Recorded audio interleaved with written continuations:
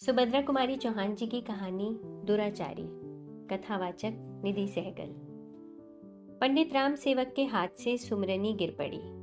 वह झल्लाए से उठकर पूजा की कोठरी से बाहर बरामदे में चले आए। बरामदे से गाना और साफ साफ सुनाई पड़ने लगा। मुंशी दया शंकर के तिमंजले पर कोई कोकिल कंठी गा उठी, नीर भरन कैसे जाऊं। सचमुच गीत बहुत ही मधुर और गान का ढंग अत्यंत आकर्षक था। पंडित राम सेवक लाख प्रयत्न करके भी माला जपने में सफल ना हो सके। जब राम नाम का गढ़ इस गीत के सामने टूटकर गिर ही पड़ा, तब पंडित जी सुमरनी एक तरफ रखकर बरामदे में एक स्टूल खींचकर बैठ गए। दयाशंकर की कोठी की तरफ मुंह करके वे संगीत का सुख लेने लगे। गायिका गा रही थी, डगर चलत मोसे रार करत है भैया पकर मोरी डीठ कन्हाई। पंडित जी संगीत इतने तन्मय होकर सुन रहे थे कि वे अपने पड़ोसियों का आना भी न जान सके। उनकी तंद्रा तब टूटी जब उनके पड़ोसी किशन ने उनके कंधे पर हाथ धरते हुए पूछा, पूजा हो गई पंडित जी? पंडित जी खिसियाए से बोले, कहाँ की पूजा, कहाँ का पाठ भाई? जब से ये पड़ोसी आया है तब से सुबह गाना, शाम को गाना, दोपहर को गाना, गाना छोड़कर जैसे उसे कुछ और काम ही नहीं है। रेडियो तो रेडियो, अब ये एक नया तूफान और खड़ा किया है। जीवन बोला, भाई कुछ भी हो, बुरा चाहे भला, पर मोहल्ले में जान सी आ गई है। और सच बात तो ये है कि गाना मुझे बुरा नहीं लगता पंडित जी, कह के वो मुस्कुराया। पंडित जी तिलमिला से उठ बोले, तुम्हें क्यों ना अच्छा लगे? मुंशी दयाशंकर की कोठी पर तुम्हारी शाम जो कट जाया करती है। बड़े आदमियों के साथ उठते बैठते हो और पान सिगरेट ऊपर से मुफ्त का। पर यहाँ तो इस गाने बजाने के मारे पूजा पाठ धर्म कर्म सब डूबा जा रहा है। डॉक्टर कामता प्रसाद बोले, अरे भाई, माना कि गाना बजाना बुरा नहीं है, पर सब बात समय पर अच्छी लगती है। हर घड़ी के गाने बजाने से तो भाई मोहल्ला सचमुच बर्बाद हुआ जा रहा है और बच्चे बिगड़े जा रहे हैं। किशन बोला, किसके बच्चे बिगड़ रहे हैं डॉक्टर साहब? कोई उदाहरण की तरह बताइए ना। डॉक्टर साहब खींच उठे, बोले, लो अब तो मुझे क्रॉस एग्जामिन करने लगे। ये जो आज तिमंजले पर वो एक वैश्या बुलाकर गवा रहा है, तो क्या बच्चे देखते नहीं और उन पर इसका कुछ बुरा असर पड़ता है कि नहीं? पंडित जी जोर से बोले, पड़ता क्यों नहीं, जरूर बुरा असर पड़ता है। सच कहता हूँ, मेरा बस चले तो ऐसे दुराचारी को गोली से उड़ा दूं। डॉक्टर साहब बोले, मेरे मन में भी यही आता है, पर क्या करूं? अरे भाई, रुपया पैसा है तो जमीन जायदाद खरीद लो, मंदिर बनवा दो, धर्मशाला बनवा दो, कुछ धर्म के नाम पर खर्च करो। ये क्या कि सारा पैसा बस नाच गाने में फूंक दिया जाए। फिर स्वर को धीमा करके बोले, और भाई, शाम को 8 बजे के बाद तो वह सदा शराब के नशे में रहता है। ऐसा दुराचारी तो कहीं नहीं देखा। इसकी तो छाया भी छूना पाप है। धर्म कर्म से दूर सदा पाप में डूबा रहता है। पंडित जी ने जीवन की ओर देखा, फिर बोले, ना भाई, ऐसी बात जीवन भैया के सामने ना कहो। जीवन भैया की शाम तो प्रायः वहीं कटती है, और कौन जाने घूंट दो घूंट चढ़ा भी जाते हों तो कोई आश्चर्य नहीं। संगति का असर तो पड़ता ही है। बात अधूरी ही रह गई। इसी समय फटे चिथड़ों में लिपटी हुई एक स्त्री अत्यंत दुर्बल किसी प्रकार अपने तन को ढके एक बीमार बच्चे को कंधे से लगाए वहां आ पहुंची। बच्चे को वहीं सुलाकर वह दोनों हाथ जोड़कर धरती पर माथा टेक कर बोली, पंडित जी, गोड़ लई परी, ताला खोलवाए दई, बेटुअना दिक्कैन है।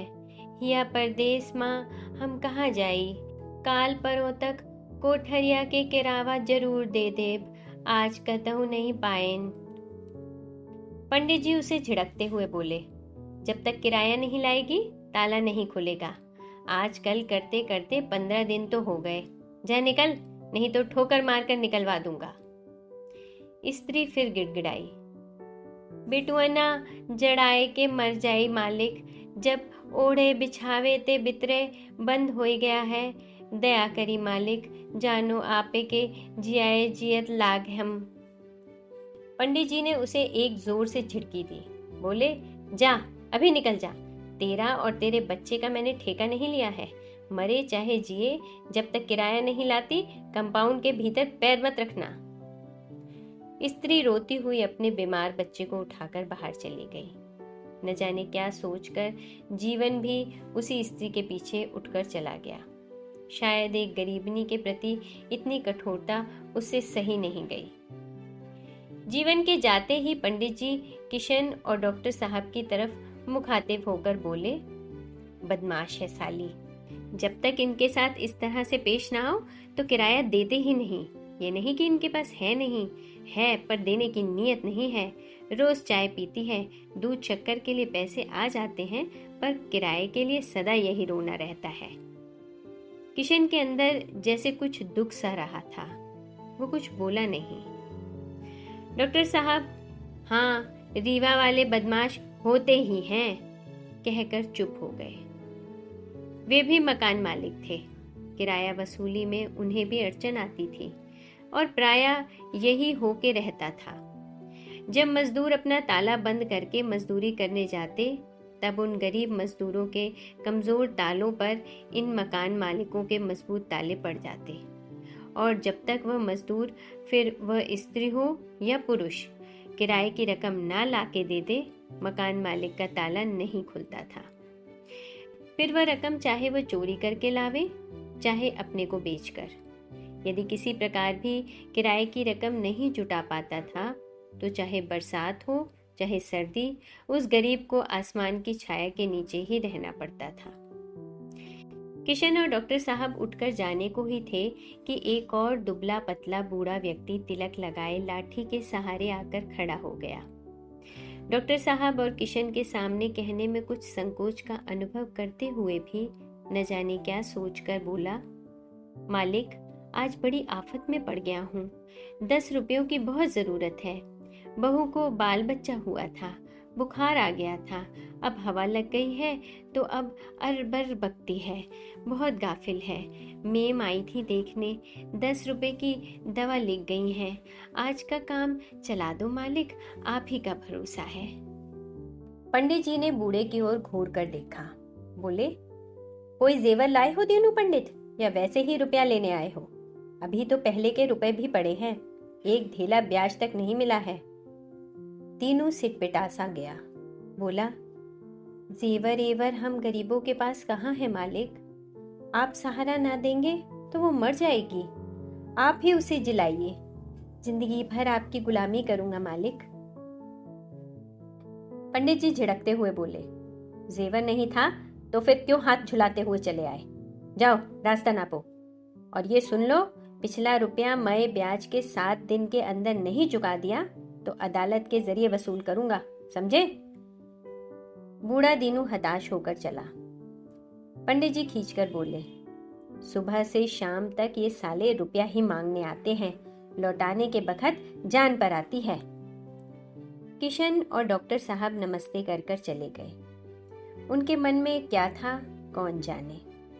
इस घटना के कई दिन बाद पंडित जी खेत पर जा रहे थे। रास्ते में मिल गए जीवन और किशन। पंडित जी ने पूछा, कहीं गए थे क्या जीवन भैया? दिखे नहीं इधर कई दिनों से। किशन, तुम भी नहीं आए? रामायण भागवत रोज शाम को हुआ करती है, तुम लोगों के बिना सुना सुना लगा करता है भाई, आ जाया करो। धर्म की वार्ता से इतनी दूर क्यों रहते हो? असर पड़ने लगा क्या पड़ोसी का? किशन चुप रहा, पर जीवन बोल उठा, पंडित जी, रामायण भागवत और पूजा पाठ से फायदा ही क्या अगर हम आदमी को आदमी ना समझ सके।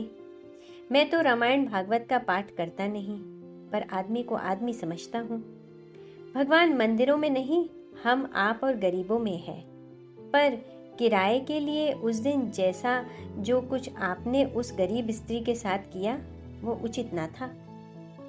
पंडित जी हंस पड़े। बोले, जीवन, यही तुम भूल करते हो। अगर मैं कहूँ कि उस घटना के घंटे भर बाद ही उस स्त्री ने किराए के रुपए लाकर दे दिए, तब तो तुम विश्वास करोगे ना कि वह झूठ बोलती थी और उसके साथ वही बर्ताव होना चाहिए था जो मैंने किया था। किशन बोला, वह स्त्री और दीनू पंडित आपके रुपए दे गया? क्यों? पंडित जी सगर्व बोले, देखे कैसे न जाते, मैंने अदालत की जो धमकी दी थी, ये सब साले इसी के लायक हैं। जीवन बोला, पर पंडित जी, इन दोनों आफत के मारे गरीबों को उसी दुराचारी दयाशंकर से ही मैंने रुपए दिलवा दिए थे, और तब कहीं वह कष्ट से छुटकारा पा सके, नहीं तो अब तक धन्यों के बच्चे का और दीनू की बहू का न जाने क्या हाल हुआ होता।